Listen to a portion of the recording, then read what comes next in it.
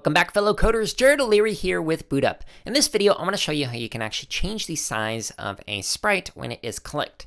So I'm going to, when the sprite is clicked, the letter I, I'm going to change the size. See what I did there? Yeah, sorry, lame joke. Okay, so I want to change the size by, I don't know, 10. Whoa, okay, got a little bit bigger. That was cool, but we're going to add in a repeat so it does this 10 times. So when I click on it, it gets bigger. Cool. But then I want to, whoa, it's too big. I want it to go -10, so it gets smaller again. Now, because it's too big right now, I want to actually have it switch so that it goes back to the original size, which was 100%. When I click the green flag. Okay, so I press the green flag, it's back to normal. And now when I click on it, it's going to get bigger 10 times, and then smaller, -10 times. So now, woo, it does that.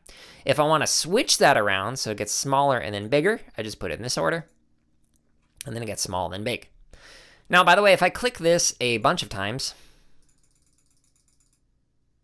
it kind of stays down there. So this can actually make a glitch like this if I make it bigger, and then finally goes back down to 10. So one way that you can actually fix that is add a set size to 100% every single time you click it. So even if you click it over and over and over, it just keeps going back to its starting size instead of getting really large. That's up to you. So 100% up to you with your particular project. But that is how you can make your letters change size by using the change size block.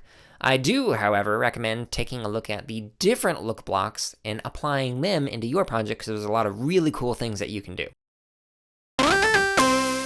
Thank you so much for watching this video. Let us know something that you learned or created in the comments below. And make sure to subscribe, like, and check out the links in the description for even more free resources, such as videos, free lesson plans, and our podcast.